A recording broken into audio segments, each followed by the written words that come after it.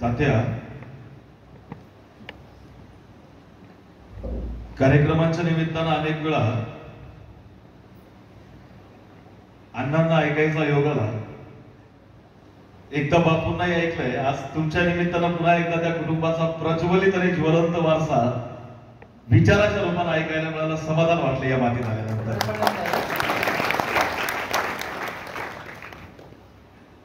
मगाशी सरांनी उल्लेख केला माझ्या भावांनो बहिणींनो, मी शिवचरित्र व्याख्याता आहे आणि संपूर्ण राज्यभरामध्ये जेई असेल, नीट असेल, या संदर्भात तुमचं करिअर गायडन्स किंवा तुमचा सिलेबस चालू सगळा विषय आहे हे सांगायला उत्तमातून उत्तम शिक्षक इथं आहे.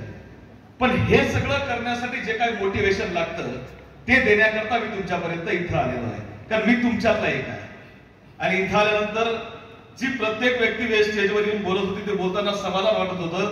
या विजय अकॅडमी मध्ये येणारा ज्यावेळी माणूस जेव्हा बोलतो ना तेव्हा त्याच्या भावना प्रगट होत असतात आणि त्या भावना तेव्हाच प्रगट होतात जेव्हा तो काम करतो. आणि या प्रगट होणाऱ्या प्रत्येक भावना ज्या आहेत या समर्पित भावनेमधून होत्या, या नक्कीच जाणवत होत्या. आणि खऱ्या अर्थानं या समर्पित भावनेला यश मिळाल्याशिवाय राहणार नाही. कारण ही क्रांतीची आणि यशाची माती आहे हे मला ज्या राजाचं नाव घेतल्याशिवाय या महाराष्ट्राच्या मातीचा इतिहासच पूर्ण होऊ शकत नाही. आणि 400 वर्षानंतर सुद्धा इथल्या गावागावातल्या घराघरातल्या प्रत्येक आईला असं वाटतं की असा पोर माझ्या पोटी जन्माला यायला हवा. असा जगाच्या इतिहासातला सर्वोत्तम पुत्र छत्रपती शिवाजी महाराज वयाच्या 14व्या वर्षी संस्कृत मध्ये ग्रंथ लिहून 32व्या वर्षी या मातीकरता प्राणाचं बलिदान करणारे स्वराज्याचे दुसरे छत्रपती संभाजी महाराज. आम्ही चुकून सुद्धा म्हणजे इथं ज्या मातीत तुम्ही या क्रांतीच्या मातीत उभा आहोत याच्या पलीकडे गेलो तर कोल्हापूर लागतं. आणि या कोल्हापूरच्या मातीमध्ये समता रुजवून असताना शिक्षण, आरोग्य या सगळ्या क्षेत्रामध्ये ज्या राजानं पायाभूत काम उभं करून आरक्षणाच्या माध्यमातून समाज समृद्ध केला ते लोकराजा राजर्षी छत्रपती शाहू महाराज. विद्येविना मती गेली, मतीविना नीती गेली, नीतीविना गती गेली, गतीविना वित्त गेले आणि वित्ताविना शूद्र खचले. हे सगळे अनर्थ एका अविद्येने केले. हे विद्येचं महत्व 200 वर्षापूर्वी या मातीतल्या माणसाला ज्या युगपुरुषानं समजावून सांगितलं ते राष्ट्रपिता महात्मा ज्योतिराव फुले. मी प्रथमता आणि अंतिमता भारतीय आहे आणि भारतीयच राहणार असं म्हणत ज्या युगपुरुषाने भगवे, हिरवे, निळे, पिवळे असे सगळे झेंडे बाजूला सारत तिरंग्याला सर्वोच्च स्थान दिलं ते भारताचे महान सुपुत्र विश्वरत्न डॉक्टर बाबासाहेब आंबेडकर यांच्यासह तमाम महापुरुषांना, युगपुरुषांना आणि महामातांना वंदन करून ज्यांच्या पदस्पर्शाला ही माती पावन झाली आहे ते स्मृतिशेष डॉक्टर जी डी बापू लाल या तुम्हा सर्वांच्या काळ्यांच्या प्रचंड गजरामध्ये प्रथमता विनम्र अभिवादन करतो. आजच्या क्रांतीच्या मातीतल्या या कुंडलच्या मातीत उभ्या असलेल्या विजय अकॅडमीच्या माध्यमातून मुलांना मोटिवेशन मिळावं या उद्दिष्टानं असलेल्या आजच्या कार्यक्रमासाठी विचारपीठाच्या समोर स्थानापन्न असणारे या कुटुंबाचे प्रमुख सन्माननीय किरण दत्ता लाल मगाशी या ठिकाणी या कार्यक्रमासाठी उपस्थित होते पण काही कारणानिमित्त ज्यांना बाहेर जावं लागलं ते आमचे बंधू सन्माननीय रणजित भैया लाल सुंदर असे विचार त्यांनी या ठिकाणी व्यक्त केले. त्या क्रांती परिवाराच्या महाविद्यालयाचे प्राचार्य सन्माननीय डुबल सर, पालक म्हणून आणि शिक्षिका म्हणून ज्यांनी आपल्या भावना या ठिकाणी सुंदर पद्धतीने मांडल्या त्या सन्माननीय चिटणीस मॅडम, विचारपीठावर स्थानापन्न असणारे सन्माननीय विजय जाधव सर, सन्माननीय संदीप जाधव सर आणि खऱ्या अर्थानं ज्यांच्या विनंतीला मान देऊन या ठिकाणी आलो आणि मुलांनी ज्या पद्धतीने उल्लेख केला की या विजय अकॅडमीचं सपोर्ट सिस्टीम म्हणून खऱ्या अर्थाने त्यांचं काम चालतं त्यांचे स्नेही मित्र बंधू सन्माननीय रोहन पवार सर आणि समोर उपस्थित असणाऱ्या माझ्या भावांनो, भगिनींनो आणि पालक बांधवांनो. 5-6 महिन्यापूर्वीची गोष्ट आहे. एका गावात लग्नाला गेलो होतो. जवळ लग्न होतं. लग्न करता गेलो. आमच्याकडच्या लग्नाची पद्धत मॅडम आम्हाला माहिती आहे. 12:30चा लग्नाची वेळ असेल तर लग्न 3ला, 3:30ला, 4ला लागतं आता जवळचं लग्न आहे म्हटल्यावर जावं लागतं. लग्नाला गेलो, 1 तास झाला, 1.5 तास झाला, 2 तास झाला, ताई डीजे वाजतोय, बराच वेळ डीजे वाजतोय. मी तर नवरदेवाकडे जाऊन बघितलं, रे बाबा 1.5 तास झाला, 2 तास झाला, तू तुझे मित्र डीजे वाजतायत, नाचतायत, हा डीजे अजून किती वेळ वाजवायचा? तो म्हटला, सर डीजेचं काय घेऊन बसलाय? एकदा का आपल्या पोरांना दारू चढली तर आपली पोरं जनरेटरच्या आवाजावर सुद्धा नाचतात म्हटला. मी म्हटलं हरकत नाही, आता आलोय म्हटल्यावर भोगावं लागेल. आतमध्ये आलो, 1 तास झाला, 1.5 तास झाला, आणि 1.5-2 तासानं 4, 4:15च्या दरम्यान नवरदेव नवरी मंडपात आले. आता लग्न लागणार, लग्नाला सुरुवात करणार, तसं भटजीमध्ये अंतर्पाठ झाला. आणि अंतर्पाठ धरायच्या आधी अशा पद्धतीने माईक घेऊन सरपंच एका बाजूला उभे राहिले गावातले, आणि त्यांनी बोलायला सुरुवात केली की हे बघा, आता ही दोघंही जण आपल्या वैवाहिक आयुष्याला, सुखी आयुष्याला सुरुवात करतायत. तुम्ही आम्ही त्यांना शुभाशीर्वाद द्यायकरता सगळे या ठिकाणी एकत्रित आलोय, आणि म्हणून माझी अशी इच्छा आहे की आपण सगळ्यांनी यांना आशीर्वाद द्यावेत. या लग्नाबद्दल जर कोणाला काही अडचण असेल, काही समस्या असेल, काही प्रॉब्लेम असेल तर आत्ताच सांगा, नंतर ऐकून घेतलं जाणार नाही. सरपंचाला एवढं बोलायचा अवकाश, तर पाठीमागच्या रांगेमध्ये एक तरुण मुलगी होती, ती उठून उभी राहिली. तिच्या हातामध्ये 3-4 महिन्याचं लेकरू होतं. आता ती मुलगी उठून उभी राहिली, हातातलं लेकरू कडेवर घेतलं आणि पुढे यायला लागली. आता 3-4 महिन्याचं लेकरू, ती तरुण मुलगी बघितल्यावर त्या नवऱ्या मुलीला वाटलं की नवरदेवाचं जुनं काहीतरी चिंगाट आहे. तिनं फार कर मुलाच्या थोबाडीत मारली. तो मुलगा, त्याला बिचारायला कळेना झालंय काय. तोपर्यंत नवरीचा बाप बाजूला होता, त्यानं त्या वेळेची गलसटी पकडली. नवरीची आई तुळशीला पाणी घालत होती, तिनं तांब्या तिथंच फेकला. अवघ्या 2 मिनिटांमध्ये लग्नाच्या मंडपातलं सगळं वातावरण बदलून गेलं. आणि तोपर्यंत ती मुलगी हातामधलं चिमुरडं लेकरू घेऊन ती तरुण स्त्री त्या स्टेज पर्यंत आली. त्या सरपंचानं घाबरत विचारलं, ताई तुला अडचण काय आहे? ताई तुझी लग्नाबद्दल समस्या काय आहे? तुझा प्रॉब्लेम काय आहे? तिनं सांगितलं, समस्या, अडचण, प्रॉब्लेम असं काहीच नाही म्हटला. तुम्ही काय बोलत होते ते पाठीमागे ऐकायला येत नव्हतं, म्हणून तुला आली म्हटला. समाजातली आजची परिस्थिती अशी आहे की आज 2 मिनिटांकरता सुद्धा एकमेकावर विश्वास उरला नाही. पण एवढ्या वर्षानंतर सुद्धा आमचा क्रांतिशील नाना पाटलांच्या विचारावर विश्वास आहे, आमचा जीडी बापूंच्या विचारावर विश्वास आहे. आणि ह्या क्रांती परिवार त्या विचारावर चालतोय ना, आम्हाला त्या परिवाराचा अभिमान आहे. आणि त्या परिवाराकरता एकदा टाळ्यांचा कडकडाट माझ्या भावांना तुम्हाला करावं लागेल. आपण त्या उद्दिष्टानं त्या ठिकाणी आलेली माणसं आहेत. कारण मला माहिती आहे, पालक आहेत, शिक्षक आहेत, माझ्या भावंडांना, भगिनींनो, आपण एकत्र आलोय. जग बदललंय. आम्हाला आमच्या मुलांना एक चांगली दिशा द्यायची आहे. आमच्या आईला वाटतं आमचा मुलगा डॉक्टर झाला पाहिजे, आमच्या वडिलांना वाटतं आमची मुलगी चांगल्या क्षेत्रात गेली पाहिजे. जे दुःख, ज्या वेदना जे आपण सहन केलं ते आपल्या मुलांच्या वाट्याला यायला नको. आणि हे करत असताना आपल्या मुलांना काहीतरी चांगलं मिळायला हवं, त्या उद्दिष्टानं आपण एकत्र आलाय. आणि मला मी बघा सरांना विचारलं की मुलं कुठल्या मातीमधली आहे, तर ते सांगितलं की ही आपल्या सगळ्या परिसरामधली, या भागामधली मुलं आहेत. या भागात आलं की हात आपोआप जोडले जातात. मी नाशिक जिल्ह्यातला आहे, नाशिक जिल्ह्यामधला.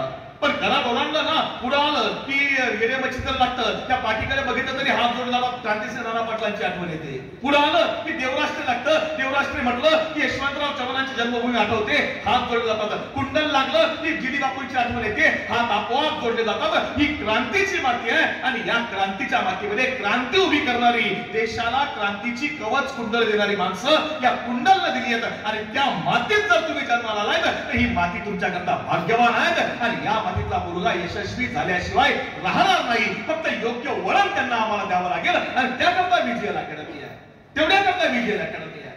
बापूंनी संघर्ष केला, मग अशी काकींनी मॅडमनी सांगितलं, काकींनी संघर्ष केला. मला वाटतं काकींचं जुनं नाव पहिले मला नवसाई होतं, नवसाईंचं नाव विजयाताई केलं गेलं. आणि त्यानंतर रात्री 12 वाजता, कुठला मुहूर्त नाही, काही नाही, रात्री 12 वाजता रक्ताचा टिळा लावून बापूंनी लग्न केलं. ते लग्न नाहीये, तो क्रांतीशी केलेला करार आहे. तो करार आहे की हे लग्न जे आहे ना, हे आपल्याला स्वातंत्र्यासाठी आहे, या मातीसाठी आहे, त्या देशासाठी आहे. काय फरक आहे, केवढा फरक आहे. म्हणजे एक काळ होता की ही माणसं स्वतःच्या घरादारावर तुळशी पत्र ठेवून या मातीतल्या शेतकऱ्यांकरता, कष्टकऱ्यांकरता, स्वातंत्र्याकरता लढली. आज परिस्थिती वेगळी आहे. उनकी नौबत पे नहीं एक भी दिया जिनकी फूल से जलते थे चिरागे वतन, उनकी नौबत पे नहीं एक भी दिया जिनके झील से जलते थे चिरागे वतन, जगमगा रहे हैं मकबरे उनके, बेचा करते थे जो कभी शहीदों के कफन. ही आज परिस्थिती आहे. आणि अशा परिस्थितीमध्ये या मातीतल्या मुलांना आम्हाला एका योग्य वळणावर न्यायचंय ना, तेवढ्या करता आजचा कार्यक्रम आहे. मला आठवतं एक 5-6 वर्षापूर्वीची गोष्ट आहे. माझं मुंबईला व्याख्यान होतं. मुंबईमध्ये डॉक्टर पंजाबराव देशमुख शिक्षक परिषद नावाची एक संघटना आहे. त्या संस्थेच्या माध्यमातून व्याख्यान होतं. व्याख्यानाकरता गेलो आणि ज्या पद्धतीनं रोहन पवार सर तुमच्या हस्ते मॅडमचा सत्कार झाला किंवा संदीप जाधव सरांचा हस्ते दुबल सरांचा सत्कार झाला, तसं माझ्या हस्ते 2 शिक्षकांचा सत्कार झाला. सत्कार का झाला, कशामुळे झाला मला समजलं नाही. मी विचारून घेतलं सत्कार का केला यांचा, आणि त्यावेळी त्या आयोजकांनी त्या शिक्षकांच्या विद्यार्थ्याची घटना सांगितली. 2012 मधली गोष्ट आहे. 2012 मध्ये मुंबईमध्ये 12वीचा निकाल लागला आणि 12वीच्या निकालामध्ये मुंबईच्या धारावीच्या झोपडपट्टीमधली एक पोरग, हे पोरग 12वीला मुंबई विभागामध्ये पहिलं आलं होतं. सगळ्यांना अभिमान वाटला की धारावीच्या झोपडपट्टीमधला पोरग आहे. अरे आम्ही आमच्या पोरांना सगळं देतो तरी आमची पोरं काही करत नाही, हे झोपडपट्टीमधलं पोरग आहे आणि हे पोरग 12वीला पहिला आहे. बरं धारावी म्हणजे काय आहे? धारावी म्हणजे महाराष्ट्रातली नाही, भारतातली नाही, तर आशिया खंडामधली सगळ्यात मोठी झोपडपट्टी आहे. त्याच्या म्हणजे दारू आणि गुटखा किरकोळ आहे. आखू गांजा ज्या ठिकाणी उघड्यावर मिळतं अशी भयानक जागा, आणि त्या ठिकाणचं पोरग जर 12वीला पहिलं येतंय म्हटल्यावर त्या शिक्षकांना अभिमान वाटलं की नाही या पोराच्या घरी गेलं पाहिजे, या पोराच्या त्याला काहीतरी बक्षीस दिलं पाहिजे, याचा बक्षीस गौरव केला पाहिजे. आणि निघाले दोघं शिक्षक, पेढ्यांचा पुडा घेतला, पोराला बक्षीस घेतलं, झोपडपट्टीमध्ये आले, झोपडपट्टी फिरायला सुरुवात केली आहे. ती सगळी झोपडपट्टी फिरता येतात, पण पोराचं घर काही सापडत नाही. कुठं गटार वाहती आहे, कुठं उकिरडा आहे, कुठं खान पडली आहे. बराच वेळ सगळीकडून फिरता येतात, घर काही सापडत नाही. आणि बऱ्याच वेळानं घर सापडलं, झोपडीसारखं घर. शिक्षकांमध्ये गेले, जाऊन बघितलं घरामध्ये लाईट नव्हती. या पोरानं कोणाला तरी येताना बघितलं आणि पोरानं पटकन दिवा पेटवला आणि पोरानं आपल्या गुरूंना, आपल्या शिक्षकांना बघितलं आणि पोरग पटकन गुरूंच्या पाया पडलंय. शिक्षकांनी पेढ्याचा पुडा फोडला, पोराला पेढा भरवला आणि पेढा भरवल्या पहिलाच प्रश्न विचारला, बाळा इथं राहतोस? इथं तुझी आई काय करते, तुझे वडील काय करतात? बाळा अरे आम्ही आमच्या पोरांना सगळं देतो तरी आमची पोरं काही करत नाही, तू इथं झोपडपट्टीमध्ये राहतो आणि तरी 12वीला पहिला आला. बाळा तुझी आई काय करते, तुझे वडील काय करतात? आणि पोरग सांगायला लागलं, सर आम्ही मूळचे सातारा सांगली परिसरातले. सर माझे वडील माथाडी कामगार म्हणजे हमाल. सर माझ्या आई लोकांच्या घरी धुणी भांडी करायची, पण सर मी 7वीला असताना माझे वडील वारले आणि सर आमचं 2 वेळचं जेवण एका वेळेला बनवलं. सर माझी आई रोज सकाळी लोकांच्या घरी 8 वाजता धुणी भांडी करायला निघून जायची, सायंकाळी 7 वाजता परत यायची. सर मी 10 वाजता शाळेत जायला निघायचो, पण आई घरामध्ये नसायची, त्यामुळे सकाळी जेवायला मिळत नव्हतं. सायंकाळी 5 वाजता परत यायचो, आई तेव्हाही घरामध्ये नसायची, त्यामुळे तेव्हाही जेवायला मिळत नव्हतं. संध्याकाळी 7 वाजता माझी आई आली का माझी आई लोकांच्या घरचं उरलेलं अन्न घेऊन यायची आणि त्या अन्नावर मी आणि माझी आई जगायचो. सर सुखानं चाललं होतं, सगळं आनंदामध्ये चालू होतं, पण सर नियतीची नजर लागली. माझी आई आजारी पडली, अंथरुणावर खिळली, 4 दिवस घरामध्ये पडून आहे. काय करावं कळत नव्हतं. आईला उचललं, सरकारी दवाखान्यामध्ये नेलं आणि डॉक्टरांनी निदान केलं, तुमची आई दिवसभर पाण्यामध्ये काम करते आणि दिवस तुमची आई दुखणं अंगावर काढते. तुमच्या आईला समजलंच नाहीये की तिला कॅन्सर झालाय, तिच्यावर उपचार करावे लागतील. सर वडील निघून गेले होते, आता आईशिवाय दुसरं कोण आहे? आई हेच जगत आणि आई हेच सर्वस्व, पण वाचवायचं कसं? पैसेच नाहीयेत. सर होतं नव्हतं तेवढं सगळं विकून टाकलं. अखेरच्या क्षणी आईच्या अंगावरचं मंगळसूत्र सुद्धा विकलं, पण सर माझी आई काही वाचलीच नाही. सर आईचा मृतदेह बाहेर काढायचा होता, अँब्युलन्स न्यायचा होता, आईवर अंत्यसंस्कार करायचे होते, पण सर अंत्यसंस्कार करण्याकरता 1500 रुपये पाहिजे होते आणि 1500 रुपये खिशामध्ये नव्हते. आणि म्हणून आईच्या लोकांच्या घरी काम करायची ना, त्या सगळ्यांच्या घरी गेलो. सगळ्यांना सांगितलं, माझ्या आई तुमच्या घरी धुणी भांडी करायची ना, मला 50 रुपये द्या. माझ्या तुमच्या घरी कपडे धुवायचे ना, मला 50 रुपये द्या. माझ्या तुमच्या घरी चपात्या करायची, स्वयंपाक करायची ना, मला 50 रुपये द्या. सर दिवसभर फिरलो, 1500 रुपये गोळा केले, आईचा मृतदेह बाहेर काढला, आईवर अंत्यसंस्कार केले. पण सर अंत्यसंस्कार केल्यावर सुद्धा माझी आई मला रोज आठवायची. का तर बेडवर पडलेली माझी आई, बिछाण्यावर झोपलेली माझी आई, अंथरुणावर पडलेली माझी आई मला रोज फक्त एकच वाक्य सांगायची. माझी आई सांगायची, बाळा शिक, बाळा शिकशील तर मोठा होशील, बाळा शिक्षणाशिवाय पर्याय नाही. सर मृत्यू पंथावर असणाऱ्या माझ्या आईचे मी तेवढे शब्द लक्षात ठेवले, अभ्यास केला आणि 12वीला मुंबई विभागामध्ये पहिला आलो. कोण सांगत होतं? ज्याला आई नाहीये, ज्याला वडील नाहीये, ते पोरगा आम्हाला सांगत होतं की मेलेल्या आई वडिलांच्या स्वप्नाकरता अभ्यास केला आणि 12वीला पहिला आलो. मला तुम्हाला प्रश्न आहे, आमची आई तर जिवंत आहे, आमचे वडील तर जिवंत आहे, मग आम्ही काय केलं पाहिजे? आमच्या आई वडील आयुष्यभर आपल्याकरता राबतायत, जे पाहिजे ते मिळवून देतायत, जे पाहिजे ती वही, जे पाहिजे ते दप्तर, जे पाहिजे तो पेन, जे पाहिजे ती अकॅडमी, जे पाहिजे तसं शिक्षक, जे पाहिजे तसं शिक्षण, हवं ते, जे हवं नको ते सगळं तुम्ही आम्हाला उपलब्ध करून देतायत. माझ्या भावंडांनो, आम्ही आई वडिलांकरता काय केलं पाहिजे? आम्ही विचार करतोय का? चिंतन करावं लागेल. तुम्ही पुढच्या काही दिवसांमध्ये ज्या परीक्षेला सामोरं जात आहेत ना, त्या परीक्षेला सामोरं जाताना सिलेबस मध्ये काय आहे यापेक्षा तुमच्या डोक्यात काय आहे हे सुद्धा सगळ्यात महत्वाचं आहे. आणि ते करत असताना आपलं उद्दिष्ट जर प्रामाणिक असेल तर यश मिळवण्यापासून तुम्हाला आम्हाला कोणीही रोखू शकत नाही. हा यशाचा सगळ्यात मोठा मंत्र आहे. आम्ही त्याकरता त्या ताकदीनं प्रयत्न करतोय का? आम्ही त्या चित्तीनं उतरतोय का? भावंडांनो, एक गोष्ट लक्षात ठेवा, माणसं वयाने मोठी होत नाहीत, माणसं कर्तृत्वानं मोठी होतात. ज्यांचं कर्तृत्व मोठं असतं ना त्यांना वय आलं येत नाही. मला एक सांगा, अरे छत्रपती शिवाजी महाराजांनी स्वराज्य उभं करायला सुरुवात केली, वय काय होतं? 16 वर्ष. छत्रपती संभाजी महाराजांनी संस्कृत मध्ये बुधभूषणम नावाचा ग्रंथ लिहिला, वय काय होतं? 14 वर्ष. महात्मा फुलेंनी भारताच्या इतिहासामधली मुलींची पहिली शाळा काढली, वय काय होतं? 21 वर्ष. राजर्षी शाहू महाराजांनी कोल्हापूरचा राज्यकारभार चालवायला सुरुवात केली, वय काय होतं? 20 वर्ष. डॉक्टर बाबासाहेब आंबेडकरांनी स्वतःला सामाजिक चळवळीच्या कामामध्ये झोकून दिलं, वय काय होतं? 22 वर्ष. भगतसिंग फासावर गेला, वय काय होतं? 21 वर्ष.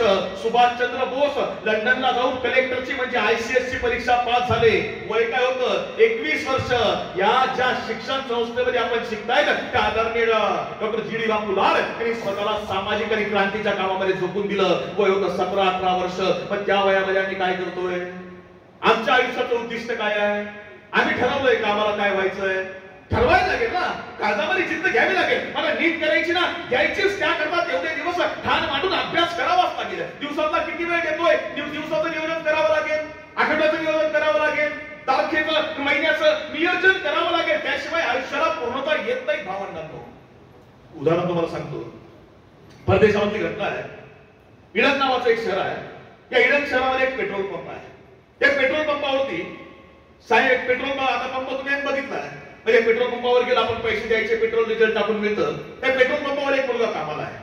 म्हणजे गाडी आली की पेट्रोल टाकावं, पैसे घ्यावे, गाडी आली की पेट्रोल टाकावं, पैसे घ्यावे, असं काम त्या मुलाचं चालू आहे. मुलगा पैसे घेतोय, काम करतोय. म्हणजे मुलाचं स्वप्न आहे, मला आयुष्यात मोठं काहीतरी व्हायचं आहे, मला मोठं काहीतरी आयुष्यामध्ये करून दाखवायचंय. मुलाचं स्वप्न आहे. आणि काय मुलगा स्वप्नामध्ये आहे आणि स्वप्नात काम करता करता विचार करत राहतोय, स्वप्न बघत राहतोय. आणि एक बऱ्याचदा कोणतरी धक्का लागायचा, पेट्रोल सांडायचं आणि मालक कॅबिनमध्ये बसला होता.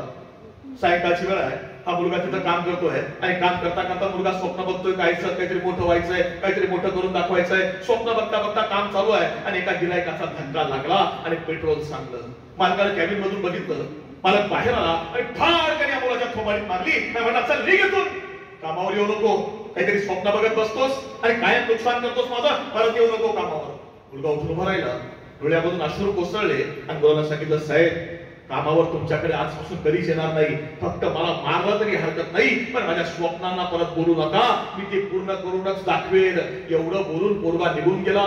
2 दिवस गेले, 4 दिवस गेले, वर्ष गेलं, 2 वर्ष, 5 वर्ष, 20 वर्ष उलटून गेली. आणि 20 वर्षानंतर एडन मधला तोच पेट्रोल पंप आहे. माझा तसाच कॅबिन मध्ये बसलाय आणि सकाळच्या प्रहराला एक आलिशान मर्सिडीज गाडी त्या पेट्रोल पंपावर आली आहे. लोकांना वाटलं, बाकीच्या कामगारांना वाटलं गाडी पेट्रोल टाकाय करता, डिझेल टाकाय करता आली असेल, पण ती गाडी त्या कॅबिन जवळ लागली आहे आणि त्या गाडीमधून एक माणूस अलगद खाली उतरला.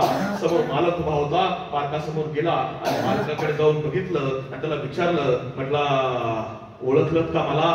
तो म्हटला, मालक म्हटला नाही. मी म्हटला, तोच त्याला 20 वर्षापूर्वी तुम्ही मारलं होतं आणि त्यावेळी मी तुम्हाला सांगितलं होतं की मला मारलं तरी हरकत नाही, पण माझ्या स्वप्नांना काही बोलू नका. 20 वर्षापूर्वी तुम्ही मला या पेट्रोल पंपावरून हाकलून दिलं होतं. अशा एडन शहरामध्ये तुमचा हा एक पेट्रोल पंप आहे. माझा भारतातल्या प्रत्येक शहरात पेट्रोल पंप आहे. माझं नाव आहे धीरूभाई अंबानी. ही स्वप्न आहे, जगता आली पाहिजे. आणि त्यांना त्या बाईका मुलाखतीमध्ये विचारलं ना की तुम्ही का स्वप्न स्वप्न स्वप्न का म्हणता, तुम्ही कशी बघितली स्वप्न? ते सांगायचे की ज्यावेळी मुंबईच्या रस्त्यावर मी सफरचंद विकत होतो, तर सफरचंद विकताना तर 100 रुपयाला फाडायला मी चांगल्या 3 स्टार हॉटेलमध्ये जायचो आणि 25 रुपयाचा चहा प्यायचो. ते म्हटले, का रस्त्यावर 2 रुपयाला चहा मिळतो, सगळे लोक तिथं चहा मिळतात, मग तुम्ही 3 स्टारला का जायचं? ते म्हटलं की ज्यावेळी रस्त्यावरचा चहा मी प्यायचो ना, तर रस्त्यावरच्या लोकांचे स्वप्न ही रस्त्यावरचीच असतात. त्या 3 स्टार मध्ये गेल्यावर मला कळायचं की माझी स्वप्न कशी असली पाहिजे. माझा तुम्हाला प्रश्न आहे, तुमची स्वप्न काय आहे? तुम्हाला आपल्या आयुष्यामध्ये काय व्हायचंय? आम्ही ठरवलंय का आमच्या आयुष्याचं उद्दिष्ट काय आहे? अहो, शिवाजी महाराजांची जयंती तात्या साजरी झाली, आमच्या लोकांना शिवाजी महाराज धाव तलवार लढाईपुरतेच समजले. आम्हाला समजलंच नाही की शिवाजी राजाच्या नावानं, शिवाजी महाराज नावाच्या राजानं या पाठीमध्ये शिक्षण सुद्धा आणलं होतं. शिक्षणाच्या अनेक भाषा आणल्या होत्या, अनेक वेगवेगळ्या कला शिवाजी महाराजांनी शिकवल्या होत्या. आम्ही ढाल तलवारी लढाई याच्यामध्ये सगळं ते विस्कळीत करून टाकलं. समाजापर्यंत आणू दिलं नाही, आम्हाला मांडता आलं नाही, समाजापर्यंत देता आलं नाही. मी तुम्हाला कधी कधी सांगतो काय झालं. जेम्स एक इंग्रज अधिकारी भारतामध्ये आलाय. 6 जून 1674 शिवाजी महाराजांचा राज्याभिषेक आहे आणि त्यावेळी एक इंग्रज रायगडावर आलाय. त्याचं नाव आहे जेम्स डग्लस. हा रायगडाच्या पायथ्याशी आलाय आणि इंग्रजांना सवय आहे लिहून ठेवायची आणि त्याला डायरी लिहायला सुरुवात केली आहे. आणि त्याच्या डायरीची पानं वासी बेंद्रेंनी ती लंडन मधून भारतामध्ये आणली. यशवंतराव चव्हाणांनी ती छत्रपती संभाजी महाराज स्मारक ग्रंथामध्ये छापून घेतली. ते सुद्धा सांगलीच्याच मातीचं कर्तृत्व आहे आणि ती छापल्यानंतर महाराष्ट्राला देशाला समजलं की या मातीत काय घडलं होतं. तो इंग्रज भारतामध्ये आलाय आणि भारतामध्ये आल्यावर रायगडाच्या पायथ्याशी आलाय. 5 जून 1674 त्यानं किल्ला बघितला आणि त्या किल्ल्याकडे बघितल्यावर तो विचार करतोय काय किल्ला बांधलाय शिवाजी महाराजांनी. असा किल्ला जगाच्या पाठीवर कुठंच नाही. अद्भुत आहे, असामान्य आहे. हा किल्ला कोणी जिंकूच शकत नाही. का? या किल्ल्याची रचना अशी आहे की एका वेळी फक्त एक माणूस वरती जाईल अशी या किल्ल्याची रचना आहे. आणि तो विचार करतोय की हा किल्ला जिंकायला जर 1 लाख सैन्य जरी आलं तरी हा किल्ला कोणी जिंकू शकत नाही. कारण का? या किल्ल्यावरती वरती जायला जागा नाही आहे. एका वेळीच फक्त एक माणूस जातोय, दुसरा माणूस जाऊ शकत नाही. आणि तो विचार करतोय की मला वर जायचंय, मी कसं जायचं? तो विचार करतोय पायी जायचं म्हटल्यावर त्रास होणार, घोड्यावर जायचं म्हटल्यावर शक्य नाही. त्याला पालखीत बसवलं गेलं. पालखीत बसून तो रायगडावर आला आणि वरती येत असताना तो लिहितोय काय किल्ला बांधलाय, असामान्य किल्ला आहे, अद्भुत किल्ला आहे, हा किल्ला कोणी जिंकू शकत नाही. आणि तो त्या किल्ल्यावर येतोय आणि वरती येताना तो त्या रायगडाच्या महादरवाजाजवळ आला आणि जागेवर थबकला. का? त्याला आश्चर्य वाटलं. का आश्चर्य? कारण त्या महादरवाजावर 2 हत्ती उभे आहेत. हत्ती? अरे इथं माणसाला वर यायला जागा नाहीये आणि या राजानं हत्ती कुठून आणले, कसे आणले, कुठल्या वाटेने आणले? त्याचा अर्थ असा आहे की रायगडाला दुसरा दरवाजा आहे आणि शिवाजी महाराज कोणाला दाखवत नाही.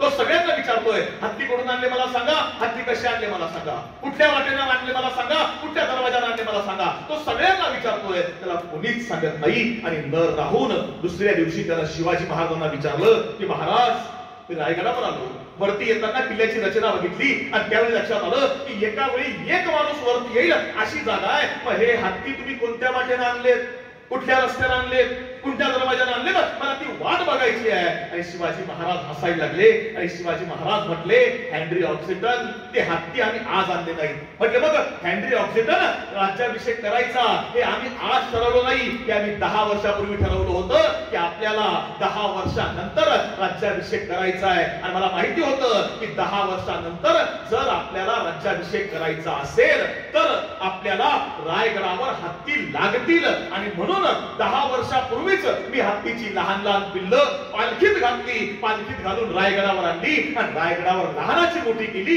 आणि ती आज 10 वर्षानंतर मोठे हत्ती बनून इथं महादरवाजावर उभी आहे. याचा अर्थ काय आहे? ज्याला आम्ही मॅनेजमेंटचा भाग म्हणतो ना तो शिवाजी राजा 10 वर्ष पुढचं नियोजन करतोय. आम्ही किती वेळेचं नियोजन करतोय? किमान परीक्षेचं 10 दिवसाचं नियोजन आम्ही करतोय का? माझ्या भावन भगिनींनो करावं लागेल ना आपल्याला. तर ते नियोजन केल्याशिवाय आयुष्याचं नियोजन बसू शकत नाही. घड्याळाच्या काट्यावर जगायला शिकावं लागेल. कसं जगायचंय, कसं उभं करायचंय, कोणता सिलेबस आहे, कोणतं चॅप्टर आहे, कोणतं पुस्तक आहे, काय वाचायचंय, कोणता रेफरन्स आहे, हे तुम्हा आम्हाला बघितल्याशिवाय आयुष्याची गणित सुटू शकत नाहीत. आणि ते करायचं असेल तर वाचावं लागतं, तुम्हा आम्हाला अभ्यासावं लागतं आपल्याला. कारण शिक्षणाची पद्धत सर बदलली आता. म्हणजे अवस्था इतकी वाईट आहे. मला तुमच्याकडे इथं आल्यानंतर जरा बरं वाटलं, वातावरण जरा बरं आहे. म्हणजे मुलं शोषिक आहे. सर म्हटले त्या मताशी थोडस माझं मत मागं पुढं असू शकतं, पण चेहरे आता देशभर आम्ही फिरतो त्यांना चेहरे कळतात. त्याच्यात बघितल्यावर कळतंय की त्यांना घ्यायची म्हणजे जे आपण कॅपॅसिटी जे म्हणतो ती कॅपॅसिटी तुमची बरी वाटते. कारण शिक्षणाची परिस्थिती बदलली आहे. आता मी सुद्धा पुण्यामध्ये एका चांगल्या महाविद्यालयामध्ये आहे. काय परिस्थिती आहे शिक्षणाची? आता गंमत म्हणून तुम्हाला सांगतो, आठवलं म्हणून सांगतो. 1-1.5 वर्षापूर्वीची गोष्ट आहे. छत्रपती संभाजीनगरला म्हणजे जुन्या औरंगाबादला माझं व्याख्यान होतं आणि व्याख्यानाला जायचं रोज गाडीने प्रवास होतो, पाठ दुखते म्हणून विचार केला की आज बसने जाऊया. पुण्यामध्ये शिवाजीनगरला आलो, शिवशाही गाडीमध्ये बसलो. बस चालू झाली आहे आणि बस चालू झाल्यावर बस अहमदनगर पर्यंत आली, अहिल्यानगर पर्यंत. आणि तिथं आल्यावर माझ्या बाजूच्या सीटावर एक म्हातारी आजी येऊन बसली. आजीसोबत एक 3-4 वर्ष वयाचं पोरगं होतं, नातू असेल आजीचा. गाडी चालू झाली आहे आणि गाडी चालू झाल्यावर त्या आजीला झोप लागते आहे, पण ते पोरग काय आजीला झोपू देत नाही. 3-4 वर्ष छोटस पोरग आहे, त्या आजीला सारखा त्रास देतोय. आजीची पिशवी ओढ, आजीचा पदर ओढ, आजीची पाण्याची बाटली ओढ, सारखा आजीला त्रास देतोय. बराच वेळ गोंधळ चालू आहे आणि बऱ्याच वेळानं आजी मला म्हणते, बाळा मला झोप लागते आहे आणि हे पोरग काही मला झोपू देत नाही, मला जरा मदत करतो का? मी म्हटलं आजी काय करू? आजी म्हटली, बाळा मला हे पोरग झोपत नाही, मी याला उचलते, याचे पाय तुझ्या मांडीवर देते, याचं डोकं माझ्या मांडीवर घेते, मी याला जरा थापडवते म्हणजे हे जरा पटकन झोपेल. मी म्हटलं आजी हरकत नाही. आजीनं ते पोरग उचललं, त्याचे पाय माझ्या मांडीवर दिले, डोकं आजीच्या मांडीवर घेतलं आणि आजीनं ते पोरग थापडवायला सुरुवात केली आहे. आजी त्या पोराला थापडवते, झोपवते आणि म्हणते, झोप रे डिप्लोमा, झोप रे डिप्लोमा, झोप रे डिप्लोमा. आता मला काही कळेना म्हातारी या पोराला डिप्लोमा का म्हणतीये. मी आजीला विचारला, आजी तू या पोराला डिप्लोमा का म्हणतीये? आजी म्हटली, बाळा तो माझा नातू आहे, त्याला डिप्लोमा करायला पुण्याला पाठवला, माझ्या पोराला डिप्लोमा करायला पुण्याला पाठवला होता, त्याला डिप्लोमा काही केला नाही, तो यालाच घेऊन आला म्हणून याचंच नाव डिप्लोमा ठेवलं. म्हटला ही शिक्षणाची पद्धत परिस्थिती आज आमच्याकडे. आणि अशा परिस्थितीमध्ये जर जिद्दीने तुम्हाला पुढे जायचंय ना, तर जिद्दीने पुढे जायचं असेल तर समाजातली जिद्दीची उदाहरणं माझ्या भगिनींनो, माझ्या भावंडांनो काळजावर कोरायला लागतील ना तुम्हाला. त्याच रस्त्याला गेलात ना तर तुम्हाला तर उदाहरण सांगतो. मगाशी आदरणीय तात्यांनी उल्लेख केला, सर ड्रायव्हिंगचं काम करतात, काही गरीबाची मुलं आहेत, कोणी शेतकऱ्याची आहेत, कोणी कष्टकऱ्याची आहेत. ज्या कुटुंबातून तुम्ही आलात ना त्या कुटुंबाकडे एकदा उड्या डोळ्याला बघा ना की आमच्या आईचं स्वप्न काय आहे. आमच्या आईला वाटतं ना आम्ही डॉक्टर झालो पाहिजे, वडिलांना वाटतं ना आम्ही डॉक्टर झालं पाहिजे, आम्ही चांगल्या स्कूलमध्ये, चांगल्या कॉलेजमध्ये, चांगल्या IIT मध्ये गेलं पाहिजे. ही आई वडिलांचे स्वप्न आहे ना आणि ही करायची जिगर माझ्या भावांना बहिणीनं तुमच्यामध्ये आहे. पुण्यामध्ये गेलात ना, पुण्याच्या पुढे गेलात तर शिरूर लागतं. शिरूरच्या पुढे गेलात ना एक 7-8 किलोमीटर अंतरावरती डाव्या बाजूला एक कला केंद्र आहे. त्या कला केंद्राचं नाव आहे कालिका कला केंद्र. आता कला केंद्र म्हणजे काय तर या भागात किंवा सगळीकडे माहिती आहे, तुम्हाला माहित नसेल म्हणून सांगतो. कला केंद्र म्हणजे काय तर कला केंद्रावरती स्त्रियांनी पायामध्ये घुंगरू बांधून नाचायचं आणि मग तिथं कोणतरी यावं, त्या स्त्रियांना स्वप्न दाखवावी, 2-4 दिवस सोबत राहावं, शय्या सोबत करावी आणि मग ती मुलं होतात, मुलं जन्माला येतात, पण मुलांचा बाप कोण हेही समजत नाही. त्या रस्त्यावर कालिका कला केंद्र नावाचं कला केंद्र आहे आणि त्या कला केंद्रावर राजर्षी काळे नावाची एक स्त्री नाचायचं काम करते आहे. कोणतरी एक जणाला त्याला स्वप्न दाखवली, 4 दिवस सोबत राहिला, लग्न करेल, आयुष्यभर सोबत ठेवेल, तुला सगळं देईल, सगळं स्वप्न दाखवली, 4 दिवस सोबत राहिला. एके दिवशी पहाटे उठून निघून गेला. त्या स्त्रीच्या पोटात गर्भ राहिला, पोरग जन्माला आलं, पोराचा बाप कोण नावही माहित नाही. त्या स्त्रीनं त्या पोराला तिचं नाव दिलं अमित राजर्षी काळे आणि अमित राजर्षी काळे नावाचं पोर त्या कला केंद्रावर लहानाचं मोठं होतंय. आई नाचायचं काम करतेय, पोरग लहानाचं मोठं होतंय. पोरग 2 वर्ष, 3 वर्ष, 4 वर्ष, 5 वर्ष वयाचं पोरग झालं आणि पोरग एके दिवशी तापाला फणफणलंय. पोरला ताप आलाय आणि ते पोरग आईला बिलगून झोपलंय आणि पोरग आईला सांगतोय, आई तू आजच्या दिवस नाचायला जाऊ नको ना, आई तू जाऊ नको ना, आई मला भीती वाटते, आई जाऊ नको ना. आई म्हणजे नाही बाळा, मी अजिबात जाणार नाही, तुझ्या जवळ थांबणार. आणि आई त्या पोराला बिलगून झोपलीये, पोरग तापाला प्रचंड फणफणलंय आणि 4, 4:30, 5 वाजले. गिरायकांच्या गाड्या बाहेर लागायला लागल्या आणि 5:30, पावणे 6ला त्या कला केंद्राच्या मॅनेजरनं या स्त्रीच्या खोलीचा दरवाजा वाजवला. अगं अजून का मध्ये सरकी गिरायका खोळकलीत बाहेर. तिने सांगितलं, साहेब माझं पोरग आजारी आहे, माझ्या पोराच्या अंगाला हात लावून बघा ना, माझ्या पोराला किती ताप आहे, मी आज देऊ शकत नाही साहेब, उद्यापासून पाहिजे तेवढं काम करते पण आज नको, मी आज देणार नाही. मॅनेजरनं सांगितलं, ते पोर अगं ते कुणाचं येईल काय, फेक पोर बाजूला आणि चल नाचायला. गरिबी वाईट असते. काळजावर दगड ठेवायला लागला. आईनं ते पोरग तसंच तोडून बाजूला फेकलं. ते पोरग आईचा पाय धरून आईला ओढतय. आईनं पोरग तसंच बाजूला सोडलं आणि आई पुढे आली आहे आणि त्या फुलला कडी लावली. पोरग आतमध्ये रडतय पण करायचं काय, पोटाची भूक आहे.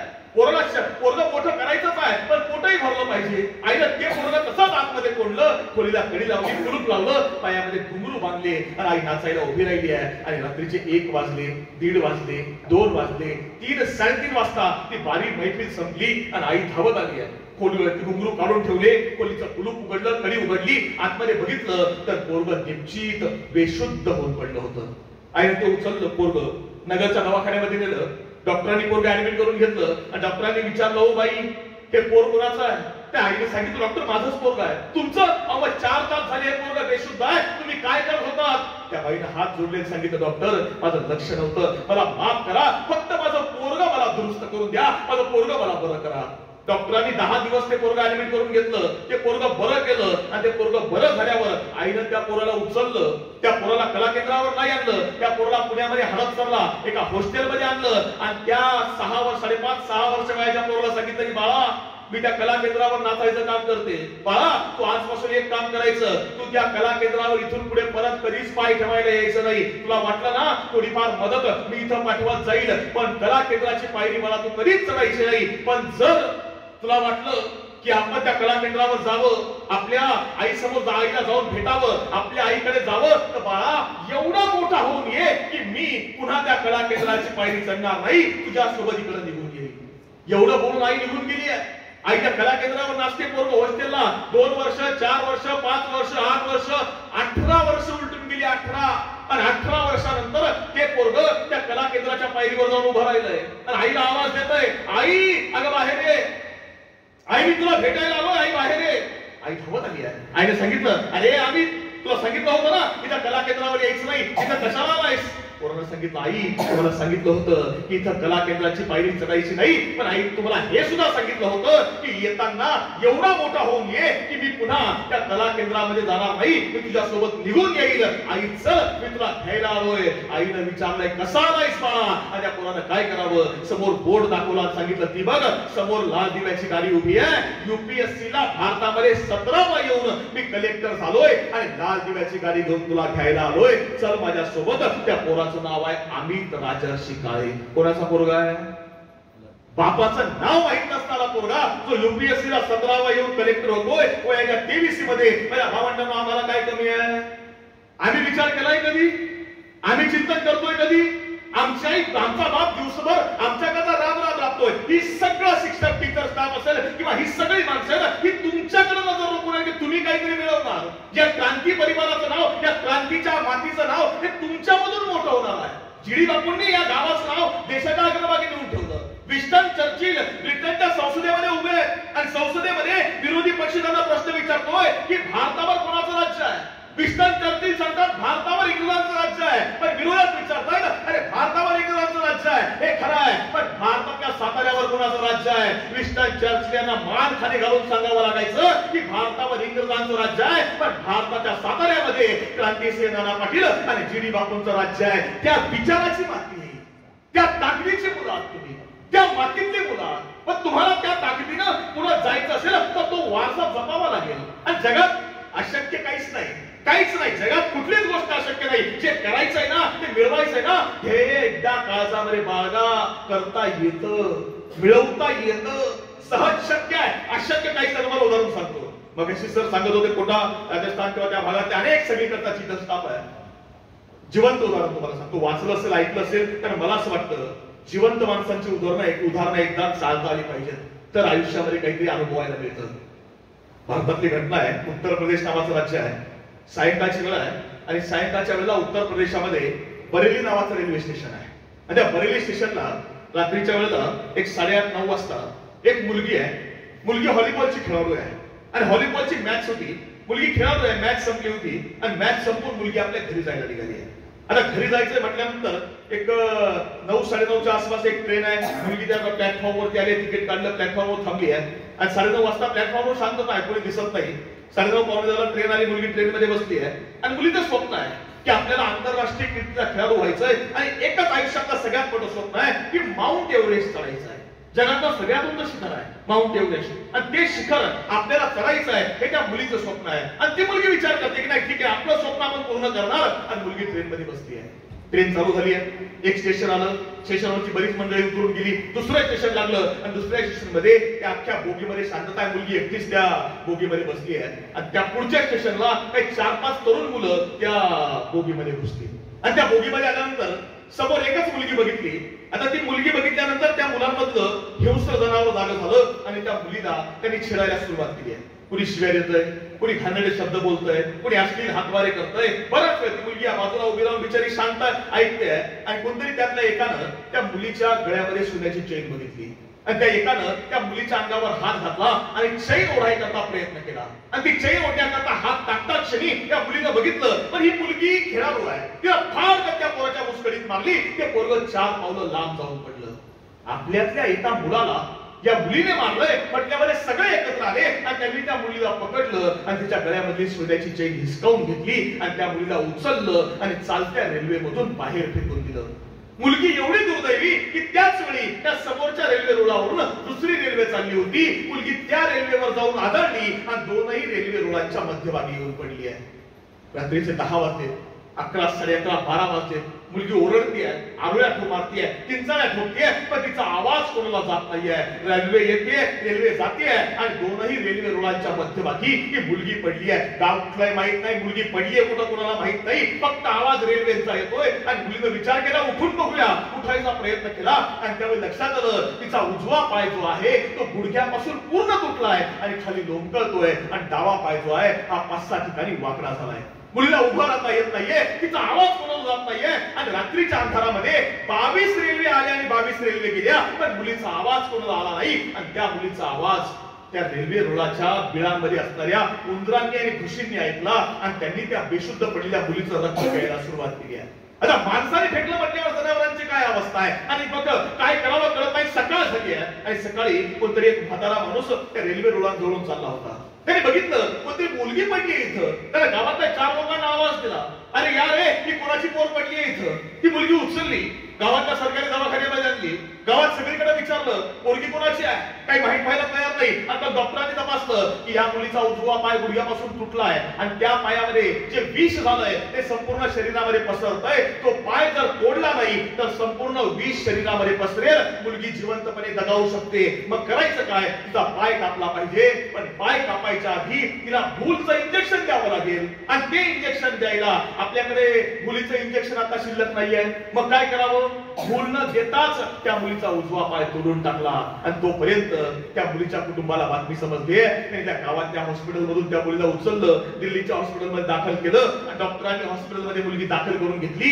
उजवा पाय जो कापला होता त्या ठिकाणी आर्टिफिशियल पाय बसवला आणि दुसरा पाय जो आहे हा 5-6 ठिकाणी वाकडा होता, त्या ठिकाणी त्यांनी त्याला प्लास्टर केलं. 4 महिन्याने मुलगी त्या दवाखान्यामधून बाहेर पडली आहे. व्हीलचेअरवर वडिलांनी त्या मुलीला बाहेर आणलं आणि बाहेर आणत असताना डॉक्टर त्या मुलीला सांगतात, बाळा तुला उभं राहता येणार नाही, बाळा तू चालू शकत नाहीस, बाळा तू जिना सुद्धा उतरायचा नाहीस, बाळा तू व्हीलचेअरवरच चालायचं. आणि मुलगी म्हणते, डॉक्टर माझं स्वप्न आहे, माझं स्वप्न आहे की मला माउंट एव्हरेस्ट चढायचं आहे, माझं स्वप्न आहे. डॉक्टर म्हटले मूर्ख आहेस का तू, माउंट एव्हरेस्ट काय, तू जिना पायऱ्या उतरू शकत नाहीस. बाळा तुला माहित नाहीये तुझा उजवा पाय गुडघ्यापासून कापलेला आहे ना, तो कृत्रिम पाय आर्टिफिशियल पाय बसवलाय. डावा पाय जो आहे ना हा 5-6 ठिकाणी वाकडा आहे, तो सरळ होऊ शकत नाही, तुला नाही चालता येणार. मुलगी म्हटली, डॉक्टर माझं स्वप्न आहे, मला माउंट एव्हरेस्ट चढायचं आहे. डॉक्टर म्हटले, बाळा अरे माउंट एव्हरेस्ट जगातलं सगळ्यात मोठं शिखर आहे. जे चढाई करतात तर 100 लोक गेलेत तर 90 लोक निम्म्यामधून परत येतात, 4-5 लोक पुढे पर्यंत जातात, उरलेली वाटेमध्ये मरण पावतात, दगावतात, नाही जात वरती कुणी. अगं चांगली माणसं वर चढू शकत नाही, तुझ्यात हिंमत नाही बाळा, तू नाही चढू शकत. मुलगी म्हटली, डॉक्टर अगं स्वप्न पूर्ण करता येत नसेल तर जगून काय फायदा आहे. डॉक्टर म्हटले, बाळा अरे नाही हे शक्य तुला. मुलगी म्हटली, ठीक आहे. 2 दिवस गेले, 4 दिवस गेले, 8 दिवस गेले, मुलगी घरी आली आहे. 6 महिने गेले, वर्ष गेलं, 2 वर्ष ही मुलगी घरामध्ये बसली आहे आणि 2 वर्षानंतर मुलगी विचार करते की मी माउंट एव्हरेस्ट चढू शकत नाही ना. ठीक आहे, माउंट एव्हरेस्ट बघायला काय हरकत आहे, स्वप्न पूर्ण नाही होऊ शकत ना, स्वप्न कसं होतं हे बघायला काय हरकत आहे. तर मुलगी आली आहे माउंट एव्हरेस्टच्या पायथ्याशी, ती विचार करते की माउंट एव्हरेस्टच्या पायथ्याशी राहून तर बघूया माउंट एव्हरेस्ट दिसतो कसा.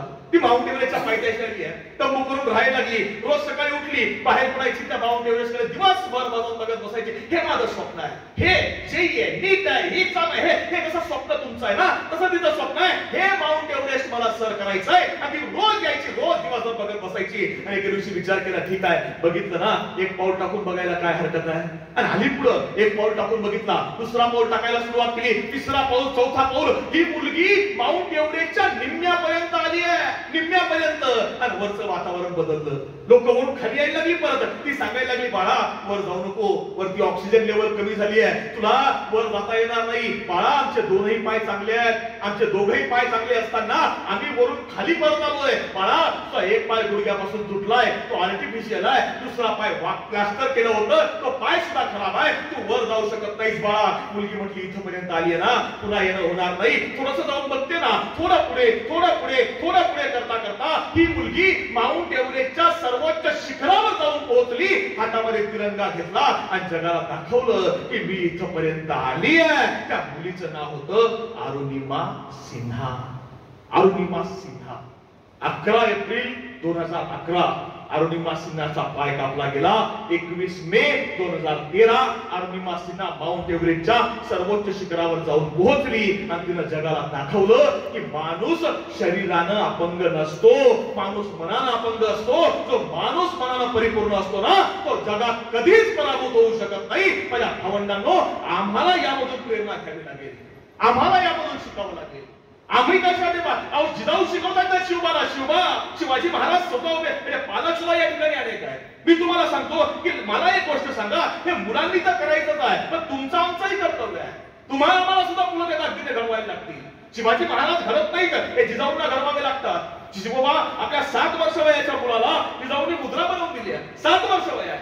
आम्ही जे मुद्रा सगळीकडे गावात बॅनरवर फ्लेक्सवर सगळीकडे शिवाजी महाराजांच्या मुद्रा आहेत. काय मुद्रा आहे? प्रतिपक्षचंद्र लेखेव वर्धिष्णू विश्ववंदिता शहा सर्व शिव सैषा मुद्रा भद्राय राजते. शिवाजी महाराजांची मुद्रा आहे. कोणी बनवली? शिवाजी महाराजांनी नाही, शिवाजी महाराजांच्या आईने आणि वडिलांनी.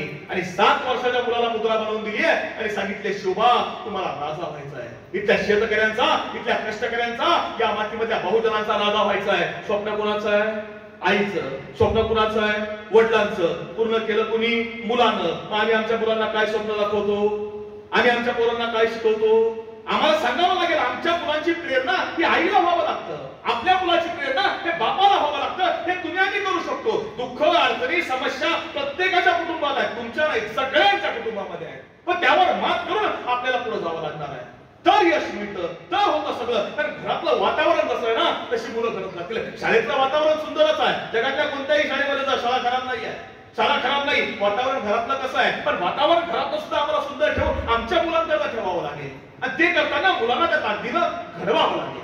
तुम्हाला उदाहरण सांगतो म्हणजे समजेल. काय झालं, परदेशामध्ये नवरा बायकोची भांडण झाली आणि नवऱ्याने एक 5-6 वर्षाचा पोरगा आईच्या अंगावर त्या बायकोच्या अंगावर फेकून दिलं. नवरा निघून गेला. त्या बाईने ते पोरगं उचललं. काय करायचं या पोराचं? आणि आईने ठरवलं मुलाला शाळेत टाकायचं. आईने ते पोरगं शाळेत टाकून दिलं. आई कामाला जायला लागली. आई कंपनीत काम करते, पोरगं शाळेत जायला लागलं. 1 दिवस गेला, 2 दिवस गेले, 8 दिवस गेले, 6 महिने सर ते पोरगं शाळेत जातंय. आणि 6 महिन्यानंतर त्या शाळेतल्या शिक्षकांच्या गुरुजींच्या लक्षात आलं की हे पोरगं एका कारणानं बहिर आहे. हा मतिमंद, या मुलाला ऐकायला येत नाही. त्या गुरुजींनी त्या मुलाच्या आईला बोलवलं. ओ बाई, हा तुमचा मुलगा घरी घेऊन जा. म्हणजे का? हा मुलगा मतिमंद आहे, हा एका कारणानं बहिरा आहे, त्याला ऐकायला कमी येतं. हा मुलगा आमच्या शाळेमध्ये चालू शकत नाही. हा मुलगा तुम्ही तुमच्या घरी घेऊन जा. बाईने मी हात जोडले, म्हणजे सांगितले, सर त्याला ऐकून काय, मुलगा नवरा नाहीये मला, हा मुलगा तुमच्याकडे शिकवा. त्या गुरुंनी सांगितलं, माफ करा, हा मुलगा आमच्या शाळेमध्ये आम्ही शिकवू शकत नाही. या मुलामुळे इतर मुलांच्या बुद्धिमत्तेवर परिणाम होतोय. हा मुलगा आम्हाला शिकवता येणार नाही. आईने ते पोरगं उचललं. गुरुजींनी पत्र दाखला दिला, मुलाचा पत्र लिहिलं. त्या पत्रामध्ये लिहिलं की हा मुलगा मतिमंद आहे, हा मुलगा शाळेत कुठल्याही शाळेत शिकू शकत नाही, त्याला घरी घेऊन जाण्यात यावे. तर पत्र घेतलं, इन्व्हलप मध्ये टाकलं, आईच्या हातामध्ये दिलं. आईने ते पत्र घरी आणलं, कपाटात ठेवून दिलं. आणि दुसऱ्या दिवशी पोरगं शाळेत जायला निघालं. आणि शाळेत जात असताना ते आईने त्या पोराला थांबवलं, बाळा तू शाळेत जाऊ नको. पोरगा आईला विचारत, आई का शाळेत जाऊ नको? आणि आई सांगते, बाळा शाळेतल्या तुझ्या गुरुंनी, तुझ्या शिक्षकांनी असं सांगितलंय की तू इतर मुलांपेक्षा इतका जास्त हुशार आहेस की ही शाळा तुझ्या करता नाही आहे, तू घरातच शिकलं पाहिजे असं त्यांनी सांगितलं. कारण तू इतरांपेक्षा इतका जास्त बुद्धिमान आहेस की शाळा तुझ्या करता तयार झालेली नाहीये, तू मुला घरातच शिकलं पाहिजे. आता त्या मुलाला वाटलं आई सांगते म्हटल्यावर खरं असणार. आणि ते पोर घरामध्ये आईच्या हाताखाली शिकायला लागलं. 1 वर्ष, 1.5 वर्ष, 2 वर्ष, 10 वर्ष, 15 वर्ष ती आई त्या मुलाला घरामध्ये शिकवते. आणि त्या 15 वर्षी त्या मुलाला घरामध्ये शिकवून त्या आईने इतकं मोठं केलं, त्या मुलाला इतकं मोठं केलं की एके दिवशी त्या मुलानं ही जी लाईट तुम्ही आम्ही वापरतो ना, त्या लाईटचा शोध लावला. त्या मुलाचं नाव होतं थॉमस एडिसन. Thomas Edison. आणि हा थॉमस एडिसन फक्त विजेता म्हणजे लाईटचा शोध लावून थांबला नाही, त्यानंतर त्याने अनेक शोध लावले. आज रोजी 3223 पेटंट हे थॉमस एडिसनच्या नावावरती आहेत. तो जागतिक कीर्तीचा शास्त्रज्ञ म्हणून ओळखला जायला लागला. आणि दुर्दैवानं त्यानंतर अवघ्या काही दिवसामध्ये थॉमस एडिसनच्या आईचं निधन झालं. वृद्धापकाळ होता, आईचं निधन झालं. आणि निधन झाल्यानंतर त्याने विचार केला की घरामध्ये आईचे जुने कपडे आहेत, हे कपडे घरात घरात ठेवून काय करायचं, कोणाला तरी देऊन टाकूया ना. आणि त्याने आईचं कपाट उघडलं. ते सगळे कपडे काढायला सुरुवात केली. कपडे काढतोय, साड्या ते सगळं द्याय करता काढतोय. आणि त्या कपाटामध्ये गुरुजींनी लिहिलेलं पत्र त्याला सापडलं. तर ते पत्र काढलं बाहेर. त्याला उत्सुकता निर्माण झाली की या पत्रात काय लिहिलंय ते तरी एकदा वाचूया. आणि ते पत्र उघडलं, वाचायला घेतलं. आणि पत्र वाचताना त्याच्या लक्षात आलं तो पत्र वाचतोय आणि त्यामध्ये लिहिलंय, तुमचा हा जो मुलगा आहे हा मुलगा मतिमंद आहे, हा जगातल्या कोणत्याही शाळेत शिकू शकत नाही, तुम्ही याला घरी घेऊन जा. तो ठसा ठसा रडतोय. आणि त्याच्या तोंडामधून एकच वाक्य बाहेर पडलंय. आणि तो थॉमस एडिसन म्हणतो की जगानं मतिमंद ठरवलेल्या पोराला जागतिक कीर्तीचा शास्त्रज्ञ बनवायची ताकद ही एका आईमध्ये असते. आम्हाला पहिल्यांदा आई घडवायची आहे. ती आई उभी करावी लागेल. ती आई तुम्हाला व्हावं लागेल. तेव्हा पोरं घडणार आहेत. आणि ते करायचं असेल ना तर महत्वाची गोष्ट आहे, आपल्या पोरांना अभ्यासायला बसवा. आपल्या पोरांच्या हातामधला मोबाईल हा थोडा काढून द्या. कारण परिस्थिती आता इतकी वाईट आहे की आमचा मोबाईल आम्हाला काही समजूच देत नाही. इतकी वाईट परिस्थिती आहे. म्हणजे शिक्षकांनी किती बोलावं याला सुद्धा आता मर्यादा आल्या. म्हणजे या ग्रामीण भागामध्ये आपण कुंडल ही आपली ग्रामीण भागातली माती आहे, क्रांतीची माती आहे. या भागातलं वातावरण बरं आहे. पण त्या शहरी भागातल्या मुलांना बोलायची सोय राहिली नाही. इतकी वाईट परिस्थिती आहे, इतकी वाईट. म्हणजे शिक्षकांनीच काय बोलावं, आई बापानं सुद्धा बोलायची सोय राहिली नाही. परवा ते एक पोरगा आंघोळीला जायला निघालाय आणि आंघोळीला जात असताना एका हातामध्ये टॉवेल आहे, दुसऱ्या हातामध्ये मोबाईल आहे. बापानं विचारलं, बाळा कुठं चाललायस? पोरगा म्हटलं आंघोळीला चाललोय. बापानं विचारलं आंघोळीला चाललाय तर? अरे मग टॉवेल ठीक आहे, मोबाईल कुठे घेऊन चाललायस? पोरगा म्हटला बादली भरेपर्यंत काय करू म्हटलं. म्हणजे संयम जो पेशन्स मध्ये बघायचे ते सर सांगत होते ना 5 मधला, तो पेशन्स आमच्या मध्ये उरलाय का याचंही चिंतन आम्हाला करावं लागेल ना, याचाही विचार करावा लागेल. पण यश पचवता येतं, अपयश पचवणं अवघड झालंय.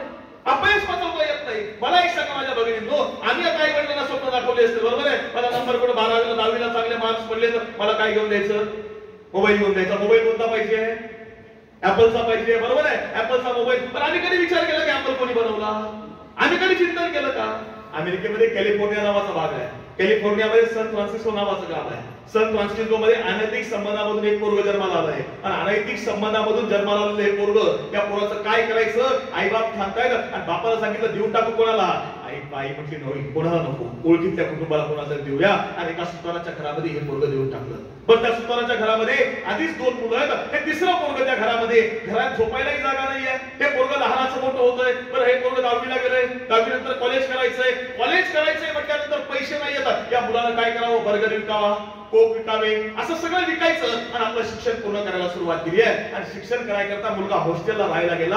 हॉस्टेलला एकच गादी आहे. एका गादीवर 2 मित्र झोपलेत, झोपायला जागा नाहीये. खाली पेपर टाकावा आणि झोपावं. आणि मग मुलाच्या लक्षात आलं की शिक्षण घ्यायची आपली परिस्थिती नाहीये, पण आपली चिकार आहे ना, आपल्याला कंपनी चालू करायची, आपण एक कंपनी चालू करूया.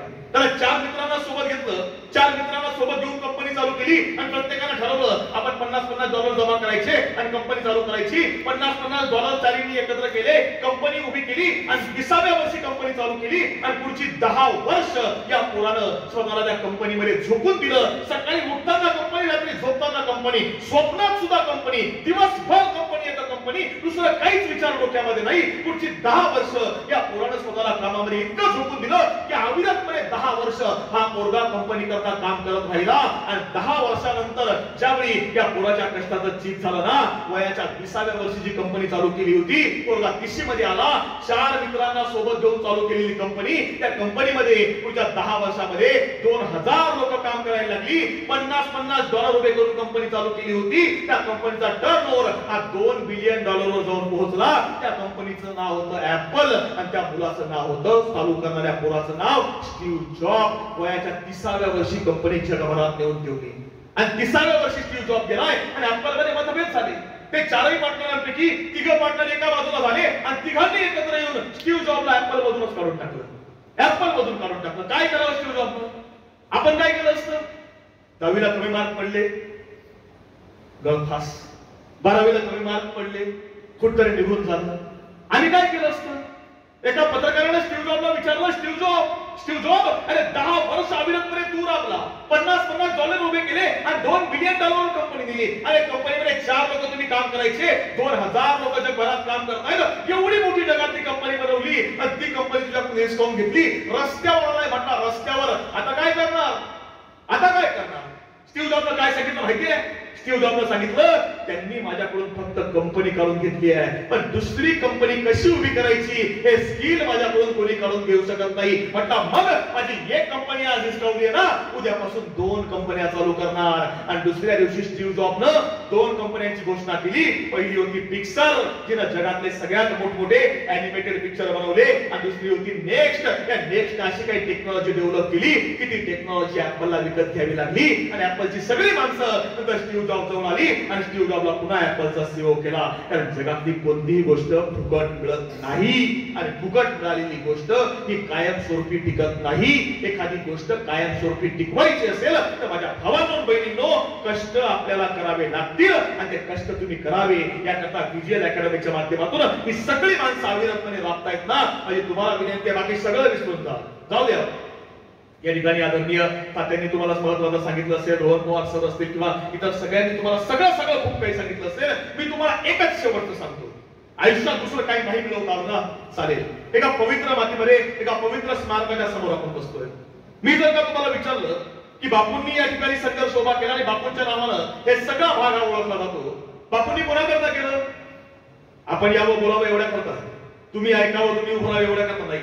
त्यांच्या माता पित्याचं स्वप्न आहे देश स्वतंत्र झाला पाहिजे, आणि स्वतंत्र करत असताना आपलं योगदान त्यामध्ये असलं पाहिजे. बरोबर आहे? आई वडिलांच्या स्वप्नाकरता केलं. आपण काय करतोय आपल्या आई वडिलांकरता? आपण काय करतोय? एक गोष्ट लक्षात ठेवा, आयुष्यात जगात दुसरं काही नाही मिळवता आलं ना चालेल. माझ्या भावांनो बहिणींनो, जगातला सगळ्यात मोठा पुरस्कार आपल्याला मिळवता यायला हवा. आणि जगातला सगळ्यात मोठा पुरस्कार कोणता आहे माहितीये? नोबेल पुरस्कार अजिबात नाही आहे. मॅगसेस कधीच नव्हता. ऑस्कर किरकोळ आहे. भारतरत्न अजिबात नाही. जगातला सगळ्यात मोठा पुरस्कार कोणता आहे माहिती आहे? ज्यावेळी आपण बक्षीस मिळवाल, ज्यावेळी आपण यश मिळवाल, ज्यावेळी आपण जेई नीट परीक्षेमध्ये उत्तीर्ण व्हाल, घरी धावत याल, आईच्या पाया पडाल, वडिलांच्या पाया पडाल, आणि त्यावेळी त्या आईच्या आणि वडिलांच्या डोळ्यामधून जो आनंदाचा अश्रू ओघळेल ना, तो जगातला सगळ्यात मोठा पुरस्कार आहे, सगळ्यात मोठा, आणि तो तुम्हाला मिळवायचा आहे. आणि तेवढ्या करता ही सगळी माणसं राहतात. तेवढ्या करता आम्ही हलक्या विचाराची माणसं नाही. म्हणजे मी तुम्हाला सांगतो काय, हे वय कोणतं आहे, 11वी 10वी 11वी 12वी आम्हाला कळतं. म्हणजे प्रेम करावं, प्रेम करू नये, हे सगळं ठीक आहे. पण आज समाजातली परिस्थिती मला काय आहे, तुम्हाला एक शेवटचं उदाहरण सांगतो. मी पुण्यामधून आलोय, म्हणजे मी तुमच्या भावाच्या वयाचा आहे. मला एक सांगा तात्या, पुण्यापासून पुढे गेलो ना अहमदनगर लागतं. अहमदनगरच्या पुढे गेलात ना तो कोपरगाव लागतं. कोपरगाववरती एक कारखाना आहे. त्या कारखान्यावरती एक राजेंद्र पवार नावाचा माणूस आहे. म्हणजे मी जे काय सांगितलं, तुम्ही आता गुगल युट्यूब वापरणारी माणसं आहेत, मी वापरतो, बरोबर आहे. तुम्ही त्या चॅनलवर जाऊन सर्च केलं तरी समजेल तुम्हाला. त्या कारखान्यावरती राजेंद्र पवार नावाचा एक माणूस आहे. कारखान्यावर ऊस वाहून न्यायचं काम करतोय. त्याला एकच मुलगी आहे. मुलीचं नाव आहे दर्शना पवार. आणि दर्शना पवार नावाची मुलगी त्या आपल्या आई वडिलांच्या हाताखाली वाढते. वडील ट्रक ड्रायव्हर म्हणून काम करतायत, आणि मुलगी 10वी पास झाली, 12वी पास झाली. मुलगी वडिलांना म्हणते की बाबा मला ग्रॅज्युएशन करायचं आहे. वडील म्हणते मला हरकत नाही, ग्रॅज्युएशन. मुलगी ग्रॅज्युएट झाली आहे. ग्रॅज्युएट झाल्यावर मुलगी वडिलांना सांगते की बाबा माझं स्वप्न आहे, मला एमपीएससी यूपीएससीचा अभ्यास करायचा आहे. तुम्हाला जसं जेई नीट करायचं आहे ना, तसं तिचं स्वप्न आहे की मला एमपीएससी यूपीएससीचा अभ्यास करायचा आहे. आणि बाप म्हटला बाळा मी कारखान्यावर ऊस वाहून न्यायचं काम करतो, दिवसातले 10 तास काम करतो, तुझ्याकरता 14 तास काम करणार, पण बाळा तू कर. आणि मुलीने अभ्यास करायला सुरुवात केली आहे. बाप बिचारा 14-16 तास काम करतोय. मुलगी शिकतेय. मुलगी सुद्धा इतकी जिगरबाज की तिनं 4 वर्ष स्वतःला घरामध्ये कोंडून घेतलं. आणि मुलीनं एमपीएससी ची परीक्षा क्रॅक केली, आणि त्या मुलीनं RFO म्हणजे रेंज फॉरेस्ट ऑफिसर ही पोस्ट मिळवली आहे. आणि ही रेंज फॉरेस्ट ऑफिसर नावाची सुपर क्लास अधिकाऱ्याची पोस्ट मुलीनं मिळवली, आणि मुलगी क्लास अधिकारी झाली आहे. अख्ख्या गावात मुलीचे फ्लेक्स लागले. काय आमच्या गावातली पहिली मुलगी आहे की जी RFO झाली आहे, रेंज फॉरेस्ट ऑफिसर झाली आहे. सगळीकडे गावाच्या तरुण वर्गाने ठरवलं अरे बॅनर लावून होणार नाही, आपल्या गावातली पहिली मुलगी एवढी मोठी अधिकारी तिची अख्ख्या गावात मिरवणूक काढली पाहिजे. आणि ती ओपन गाडी आणली गेली. त्या ओपन गाडीमध्ये मुलीची मिरवणूक काढली जाते. आणि त्यावेळी मिरवणूक करताना प्रत्येक घरासमोर मुलीची आरती होते. 2 हार यायचे, 2. एक हार मुलीच्या गळ्यात पडतोय, एक हार पाठीमागं बाप आहे, बापाच्या गळ्यात पडतोय. तो बाप आनंदानं रात्रभर झोपला नाही. आणि दुसऱ्या दिवशी सकाळी या मुलीचा पुण्यामध्ये बालगंधर्वला सत्कार आहे. आणि त्या सत्काराकरता मुलगी पुण्यामध्ये आली आहे. 12 वाजता बालगंधर्वमध्ये सत्कार आहे, आणि 1 वाजता मुलगी तिच्या कुठल्या मित्रासोबत फिरायला गेली. फिरायला गेलेली मुलगी पुन्हा घरी आलीच नाही. बाप वाट बघतोय. सायंकाळ झाली, मुलीचा फोन लागत नाहीये. बापाला वाटलं मुलगी प्रवासात असेल, मोबाईल स्विच ऑफ झाला असेल. 1 वाजता 2 वाजता सकाळ झाली, मुलीचा फोन लागत नाही. घाबरलेला बाप पुण्यामध्ये आला आणि पुण्यामध्ये मुलीला शोधायला सुरुवात केली आहे. सगळ्या मैत्रिणींकडे गेला. दर्शना तुमच्याकडे आली होती का? सगळे म्हटले नाही, आम्ही दर्शनाला बघितलंच नाही. सगळ्या नातेवाईकांकडे गेला. दर्शना तुमच्याकडे थांबली होती का? सगळे म्हटले दर्शनाला आम्ही बघितलंच नाही. कुणी सांगायला तयार नाही. घाबरलेला बाप सायंकाळच्या वेळेला पुण्याच्या शिवाजीनगर पोलीस स्टेशन मध्ये आलाय. पोलिसांसमोर ढसा रडतोय आणि एकच सांगतोय, माझी मुलगी आरएफओ झाली आहे, क्लास 1 ऑफिसर आहे, पुण्यामध्ये सत्कार स्वीकारण्याकरता आली होती, माझी मुलगी सापडत नाहीये, शोधून घ्या. पोलिसांनी मोबाईल नंबर घेतला. मोबाईलचं शेवटचं लोकेशन शोधायचा प्रयत्न केला. ते लोकेशन या सातारा सांगली रोडवरचं खेड शिवापूरच्या टोल नाक्यावरचं सापडलं. त्या टोल नाक्यावरचे सीसीटीव्ही कॅमेरे चेक केले आणि त्यावेळी लक्षात आलं की मुलगी कुठल्या तरी मुलासोबत बसून 2 व्हीलरवर जातीये. तो मुलगा कोण आहे? त्याला पकडलं, त्याला अटक केली. त्याला विचारलं दर्शना कुठं आहे? त्यानं सांगितलं माझं तिच्यावर एकतर्फी प्रेम होतं, लग्नाला मागणी घातली, तिने नकार दिला आणि म्हणून तिला सांगितलं ठीक आहे, लग्न नाही करत ना, हरकत नाही, फक्त फिरायला जाऊया. फिरायला म्हणून राजगडावर घेऊन गेलो आणि राजगडावरच्या माचीवरून नेऊन माचीवरून खाली ढकलून दिलं. पोलिसांनी राजगडाच्या पायथ्याशी शोधायला सुरुवात केली आहे. 3 दिवसांनी जनावरांनी, कुत्र्यांनी, लांडग्यांनी अर्धवट खाल्लेला त्या पोरीचा मृतदेह सापडला. तो मृतदेह पुण्यामध्ये ससून हॉस्पिटलमध्ये आणला गेला आणि त्या ससून हॉस्पिटलवर त्या पोरीचं पोस्टमार्टम चालू आहे आणि पोस्टमार्टम डिपार्टमेंटच्या बाहेर बाकड्यावर तो बाप एकटाच बसलाय, रडतोय आणि येणाऱ्या जाणाऱ्या प्रत्येकाला एवढंच सांगतोय की एक करा, माझी मुलगी तर आता राहिली नाही, पण आता ज्या वेळी तिला जाळाल ना त्यावेळी 1 नाही 2 चिता बनवा, तर तिच्यासोबत मला सुद्धा जिवंत जाऊन टाका, तर आता जगायची इच्छा नाही. प्रश्न असा आहे, काय दोष आहे त्या बापाचा, काय दोष आहे आईचा, पण दोष कुणाचा आहे? हे सगळं उभं करताना माझ्या भावंडाला जे कराल ना ते करताना आपल्या आईचं स्वप्न काय आहे आणि आपल्या वडिलांचं स्वप्न काय आहे हे आयुष्यामध्ये आता एकदा विसर पडू देऊ नका. जर आई वडिलांच्या स्वप्नाला तुम्हाला विसर पडला नाही तर जगात असं कोणतीच गोष्ट नाही की जी तुम्ही मिळवू शकत नाही. जगातली प्रत्येक गोष्ट ही तुमच्या करताच तयार झाली आहे. फक्त आपण आपलं स्वप्न आणि आई वडिलांचे आशीर्वाद त्या गोष्टी सोडायच्या नाहीत. एवढंच या निमित्तानं तुम्हाला सांगतो. आदरणीय रोहन पवार सर असतील, आदरणीय विजय जाधव सर असतील, संदीप जाधव सर असतील, चिटणीस मॅडम असतील, डुबल सर असतील किंवा तात्या असतील, सर्वांचं मनपूर्वक ऋण व्यक्त करतो आणि रोहन पवार सरांना सांगतो की सर या क्रांतीच्या वाटीमध्ये हा यज्ञकुंड विचाराचा जो तुम्ही चालू केलाय की मुलं तुमचं यश, तुमचं तुम्ही जे चालू केलंय तुमची स्वप्न ती मुलं पूर्ण केल्याशिवाय राहणार नाही. तुम्ही एक उत्तम ऍडमिनिस्ट्रेटर आहात, उत्तम एक शिक्षण क्षेत्रामध्ये कार्यरत असणारी व्यक्ती आहात आणि हे सगळं करताना ही जी कुंडलची ऐतिहासिक माती तुम्ही निवडली आहेत ना, पुन्हा एकदा तुमच्या क्रांतिकार्यानं ही माती उजळून निघेल हा विश्वास आणि विचार व्यक्त करतो आणि तुम्हाला सांगतो एक शाहीर असं लिहितो की एक तालाब के किनारे एक इमारत को लग गई आग, एक तालाब के किनारे एक इमारत को लग गई आग, मच गई भागम भाग, कुछ लोगों ने आग पर पानी डाला, कुछ लोगों ने आग पर पानी डाला, कुछ लोगों ने आग में घिरे लोगों को बाहर निकाला, सभी ने वो किया जो था जिसकी पहुंच में, सभी ने वो किया जो था जिसकी पहुंच में. एक चिड़िया भी डाल रही थी पानी